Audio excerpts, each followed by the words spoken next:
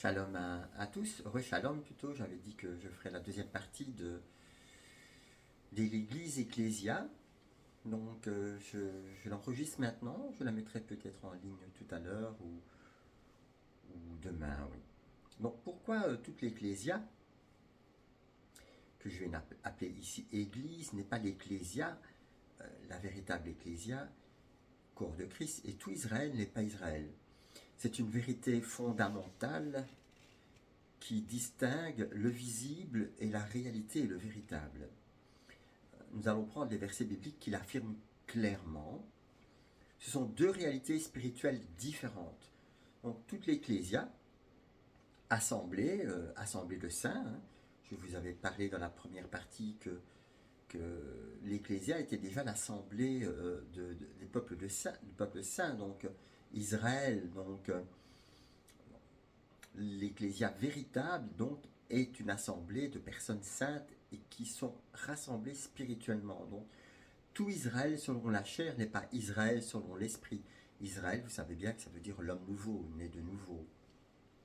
Ces deux affirmations viennent directement des Écritures, donc Romains 9,6, car tous ceux qui descendent d'Israël, Israël, ne sont pas Israël.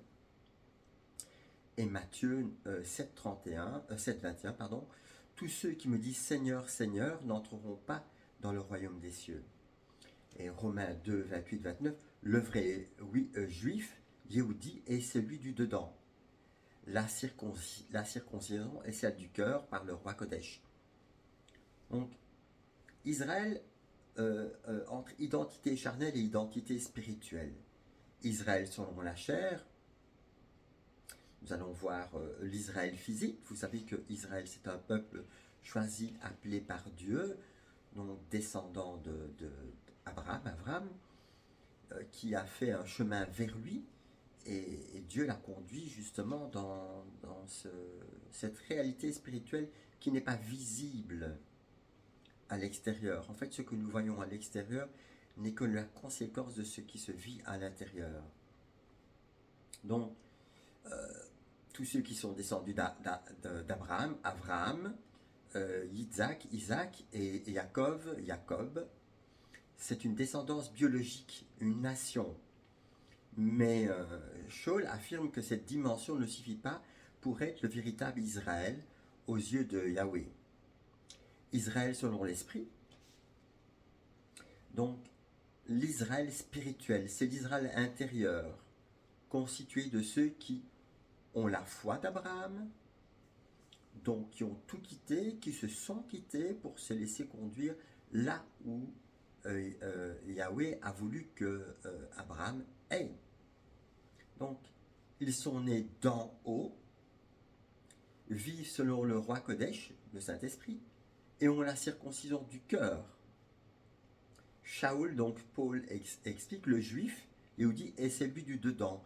La circoncision est celle du cœur, selon le roi Kodesh, Romains 2, 29.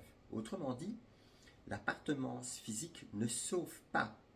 Seule la transformation intérieure fait d'un homme un véritable membre d'Israël. Ne vous y trompez pas.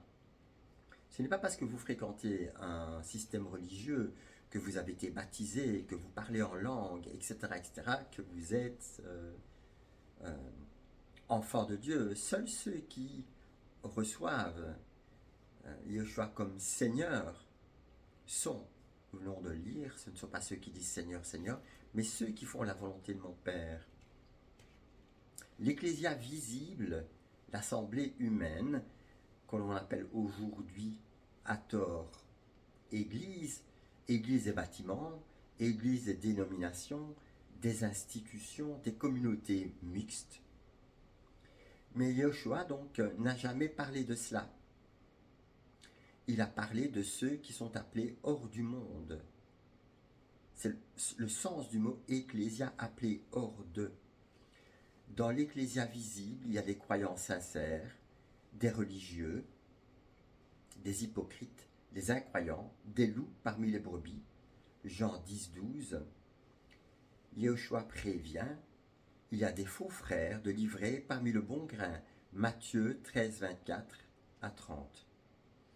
L'ecclésia véritable, le corps du Mashiach, du Messie, le véritable corps du Mashiach est constitué de ceux qui ont reçu Yahushua véritablement comme Seigneur, sont nés du roi Kodesh, avec le partage que j'ai eu l'autre jour.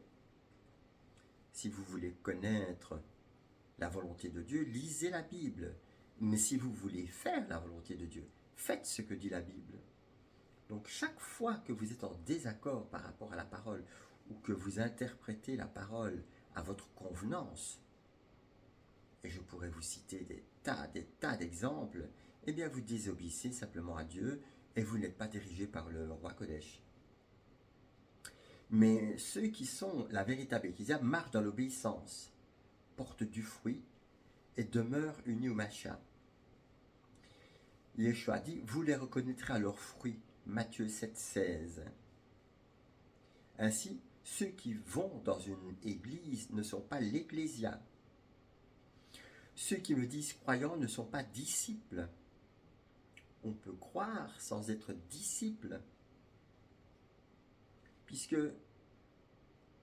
si vous prenez toutes les religions mondiales, et si vous parlez avec eux, ils croient dans quelque chose. Peu importe que ce soit dans un prophète, dans un gourou, dans un pasteur, dans un système religieux, etc. Ils croient en quelque chose. Mais sur quoi leur foi est-elle basée? Si votre foi n'est pas basée dans une relation pleine et véritable avec Yeshua, si vous n'êtes pas dirigé par le roi Kodesh, votre foi est vaine et stérile. Je vous le redis, tous ceux qui prononcent Seigneur, Seigneur ne seront pas connus de lui.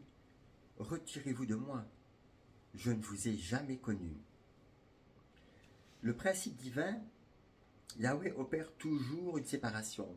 Dans toute l'écriture, Yahweh distingue Noah, d'une génération corrompue, Abraham, des idolâtres, Israël, des nations, les fidèles des infidèles, l'ivré du bon grain, les vierges sages des vierges folles, les brebis des boucs. Comme le Seigneur m'a fait dire au mois de décembre au pape à l'époque Francesco, le jugement commence par la maison de Dieu. 1 Pierre 4, 17. Ainsi, lorsque Dieu m'a envoyé prononcer le jugement de ce système religieux et de tous les systèmes religieux, tous ont été jugés, condamnés, puisque tous ont été fermés. Pourquoi Yahweh fait cette distinction? Pour préserver la sainteté de son nom. Yahweh ne mélange pas le profane et le sacré, le vrai et le faux, le pur et l'impur, pour révéler ceux qui lui appartiennent réellement. Comme dans la parabole du bon grain, l'ivraie peut ressembler au blé, mais le jugement révèle la différence. Alors on va vous dire, ne jugez pas. Et moi je vous dis, la parole de Dieu dit, l'homme spirituel juge de toutes choses et n'est lui-même jugé par personne. Pourquoi? Parce que le jugement qu'il exerce est un jugement qui vient du roi Kodesh lui-même, du Saint-Esprit si vous voulez. Et ce jugement commence par lui-même, la paille et la poutre. Ainsi, si vous voyez quelque chose dans l'œil de votre frère ou sœur, plutôt que de vouloir ôter la paille, regardez si vous avez une poutre dans votre œil. Et commencez par exercer un jugement contre vous. Avant de prendre la Sainte Seine, la communion, la parole de Dieu nous met en garde. Examinez-vous. Vous condamnez les autres, mais est-ce que vous vous jugez? Est-ce que vous discernez, à la lumière de la parole de Dieu, quelle est votre vie, quel est le chemin que vous faites? Alors, la séparation expose les motivations. Qu'est-ce qui vous motive? Vous pouvez parcourir le monde entier. La parole de Dieu nous dit, à quoi sert-il à un homme de vouloir gagner le monde entier s'il perd son âme? Quelles sont vos motivations? Un besoin de reconnaissance? Souvent, c'est ce qui amène les gens à parcourir le monde entier. Un besoin de reconnaissance. Un engagement vis-à-vis de vos parents, Si tu ne renies pas ton père, ta mère, tes frères, tes sœurs, ta femme et même ta propre vie, tu n'es pas digne de me suivre. C'est ce que la parole de Dieu nous dit. L'authenticité du cœur, c'est le discernement que le roi Kodesh exerce. C'est la circoncision du cœur. Quelles sont vos intentions? Toute l'ecclésia visible n'est pas l'ecclésia véritable, car seule la nouvelle naissance et l'obéissance authentique à Yeshua définissent le corps réel du Mashiach. Tout Israël selon la chair n'est pas Israël, car le véritable Israël est composé de ceux qui sont circoncis dans le cœur par le roi Kodesh et marchent dans la foi d'Abraham. Cette vérité sépare la religion de la relation, l'appartenance extérieure à la transformation intérieure. Lisez Apocalypse 14 et vous verrez que la séparation est claire. Ceux qui chantent un chant nouveau, qui suivent le Seigneur partout où il va, ce sont ceux qui exercent et qui vivent une foi véritable. Shalom à tous et à toutes.